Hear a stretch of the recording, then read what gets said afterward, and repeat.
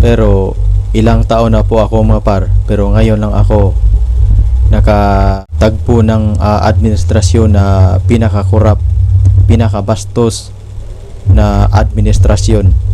Ang administrasyong Marcos pinakabastos pagdating sa mga korupsyon.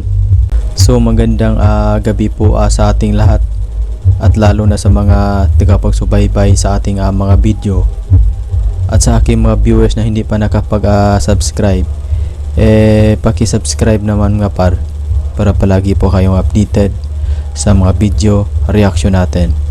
So ngayon mga par, dahil nagbitiw na sa pwesto si House Speaker Martin Romualdez, and pinapalitan po kay Congressman D.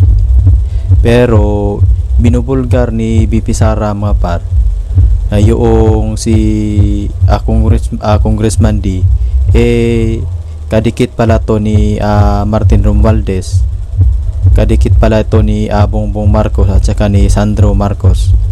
Kaya sinasabi ni Sara Duterte mga par na pinapaikot-ikot lang po nila.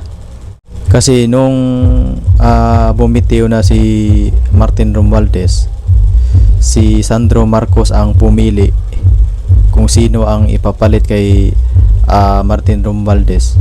Pero yung sa atin mga par ay mga pagdududa lang, na baka sinasabihan ni Marcos Jr., ang kanyang anak na si Sandro Marcos, na si Congressman D ang ipapalit. Kaya kung ganun man mga par, parang walang pagbabago siguro kung totoo yung sinasabi ni BP Sara na si Congressman D tauhan ito ni Martin Romualdez, at tauhan rin ito ni Bongbong Marcos. Siguro yung pag-resign ni Martin Romualdez pakunwari lang, pero patuloy pa rin ang korupsyon. Pero ilang taon na po ako mga par, pero ngayon lang ako nakatagpo ng administrasyon na pinakakurap, pinakabastos na administrasyon.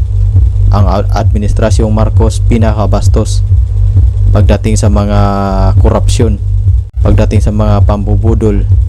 Yun po ang totoo mga par. Kung gano'n naman, kung totoo yung sinasabi ni BP Sara, wala pa rin pagbabago ang mangyari.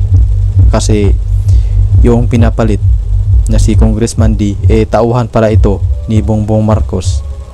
Kaya sila ang pumili kung sino ang ipapalit kay Martin Romualdez, para paikot-ikutin lang po tayo mga par. So hanggang dito na lang, at maraming salamat.